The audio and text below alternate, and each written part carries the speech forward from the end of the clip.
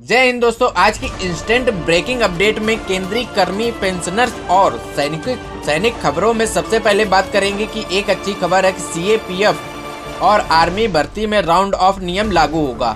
High court का एक फैसला आया है, इस पर हम आज बात करेंगे। देश के किन किन राज्यों में एक्स सर्विसमैन को 100% हाउस टैक्स की छूट है, एक लिस्ट जारी हुई है, इस पर बात करेंगे। और 8 CPC DA 60% मर्ज और DA 7% नए बेसिक पे से जुड़ेगा।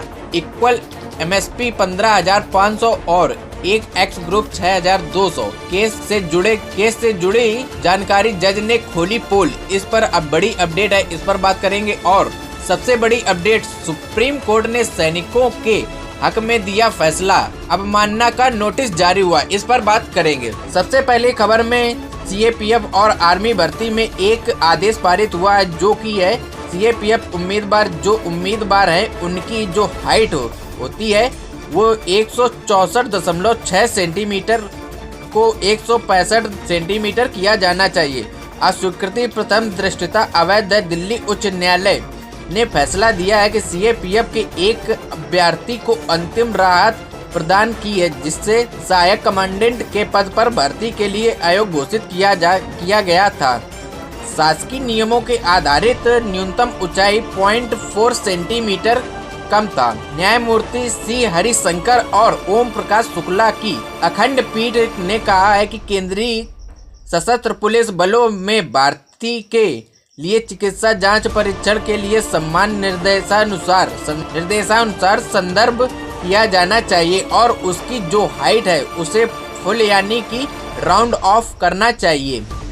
यह आदेश दिया गया है कि जो प्रथम दृष्टि से अवैध सरकार है और सीएपीएफ है, इस सूचना चाहिए कि अगर 164.6 सेंटीमीटर हाइट है तो उसे राउंड ऑफ 165 कर देना चाहिए, ऐसा आदेश आया है। दूसरी सबसे बड़ी खबर, पूर्व सैनिकों ने गृह कर की मांग की है और उन्होंने कहा है कि कई राज्यों में और कई प्रदेशों में गृह कर छूट है, जिसमें से पूर्व सैनिकों को भी फायदा मिलना चाहिए। जिसमें से कहा गया है कि दूसरे राज्यों और शहरों की तरह पूर्व सैनिक ने मेरठ में भी नगर निगम और अन्य निकायों में गृह कर की मांग की है। भाजपा ओबीसी मोर्चे के प्रदेश का कार्य सदस्य है और पूर्व सैनिक जो है उनके नेतृत्व में मेरठ के पूर्व सैनिक ने मंगलवार को डीएम के नाम ज्ञापन देकर कहकर यानी हाउस प्रदान करने की मांग की है। पूर्व सैनिकों ने कहा है कि हरियाणा, पंजाब, गुजरात, महाराष्ट्र और कर्नाटक, तेलंगाना, उत्तर प्रदेश, गोरखपुर, लखीमपुर, पीलीभीत आदि में पहले से ही पूर्व सैनिकों को यह छूट दी जा रही है। उन्होंने कहा है कि इस तर्ज पर मेरठ में भी पूर्व सैनिकों को गृह कर की छूट की मांग उन्होंने की है, क्योंकि इन राज्यों में पहले से ही छूट दी जा रही है और उत्तर प्रदेश के 3 राज्य और 3 जिला हैं जहां पर यह गृह कर की छूट मिल रही है। साथ ही शिकायत की गई है कि GIS सर्वे के कारण, उदाहरण के तौर पर सूबेदार मेजर हरपाल सिंह गृह कर 701 से बढ़कर 3,615 रुपए प्रति वर्ष हो गया है, जबकि जल कर भी बढ़ोतरी हुई है, जो कि 463 आता था और अब 2,313 प्रति वर्ष आ रहा है और कई राज्यों में ऐसी छूट मिल रही है। तीसरी सबसे बड़ी खबर, 8वीं वेतन आयोग को लेकर एक बड़ी खबर आई है। 8वीं वेतन आयोग के तहत केंद्रीय कर्मचारियों को सबसे कम वेतन वृद्धि मिलेगी। 58% से बढ़ाकर यानी कि 10% और वृद्धि की संभावना है। 8वीं वेतन आयोग के गठन और उसकी संदर्भ शक्तियों को मंजूरी देने के बाद केंद्र सरकार की महंगाई भत्ते और महंगाई राहत की राशि में मामूली वृद्धि करेगी, क्योंकि मौजूदा कर्मचारियों की पेंशन भोगियों को 1 जनवरी 2026 से मिलने वाला है, संभवतः केवल 2% बढ़ेगी, यानी कि कभी जो भी मौजूदा 58% मिल रहा है वह लगभग 60% है। 1 जनवरी 2026 से मिलेगा। अब दिए गए बढ़ोतरी को लेकर सवाल यह है कि क्या इस प्रतिशत के साथ जारी रहेगा या केंद्रीय वेतन आयोग होने के बाद स्थापित होगा। 8वीं वेतन आयोग के तहत दिए इतनी बढ़ोतरी होगी। नए प्रतिशत के अनुसार डीए में यह नवीनतम वृद्धि 7 वर्षों में से सबसे कम है, क्योंकि जो पिछली बार इसी वर्ष 1 जनवरी में देखी गई वृद्धि 8वीं वेतन आयोग लागू होगा तो उसे डीए के मानकों के अनुसार मूल वेतन में मिल गया, यानी कि जो आपका 8वां वेतन लगेगी उसमें 1 जनवरी 2026 से आपके डीए बन जाएगा। 60% उसी के मर्ज कर दिए जाएंगे, क्योंकि यह रिपोर्ट 8वीं वेतन आयोग के 18 महीनों में आएगी। बाकी 7% तक डीए बढ़ेगा।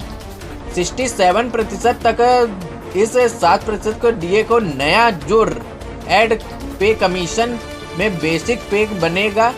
दिए गए मर्ज के करने के बाद 60% की बाद 7% यह आपको बेसिक का फायदा डीए के साथ दिया जाएगा।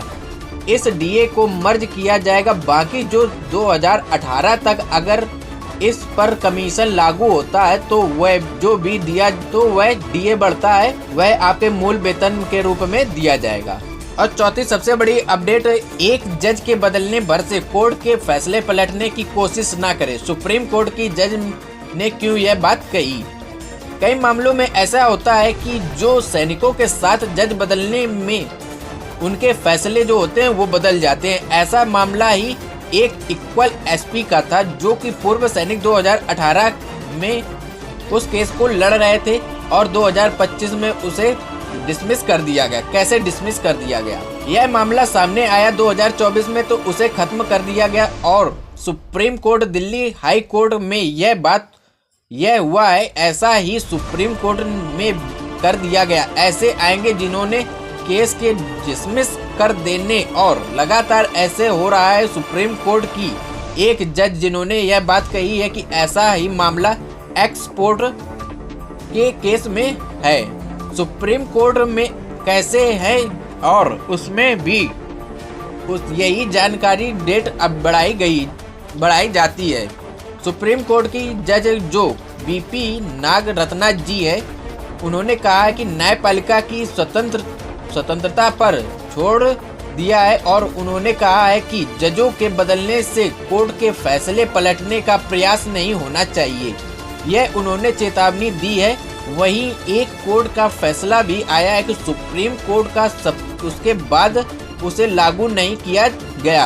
अब मानना है आज का दायर की गई है। सुप्रीम कोर्ट ने आदेश के 6 महीने बाद अफसर को नहीं मिल रहा है न्याय और अब मानना आज का दायर की गई है कि केंद्रीय बलों में लगभग 20,000 अधिकारियों को सुप्रीम कोर्ट में जीत मिली थी, उसके बावजूद पदोन्नति एवं वित्तीय फायदे नहीं मिल पा रहे हैं। बजट केंद्रीय मंत्रालय की तरफ से भी अभी तक का इस बात पर कोई दिशा निर्देश नहीं जारी किए गए हैं। सर्वोच्च न्यायालय ने 2025 में आईआईटी, बीपी और सीआरपीएफ, बीएसपीएफ, सीआईएफएस और एसपी रहित सभी केंद्रीय सदस्य पुलिस बलों के सीआरपीएफ के 6 महीने के भीतर समीक्षा करने के निर्देश दिए गए थे, लेकिन अभी तक उसे लागू नहीं किया गया। अब मानना का यहाँ पर नोटिस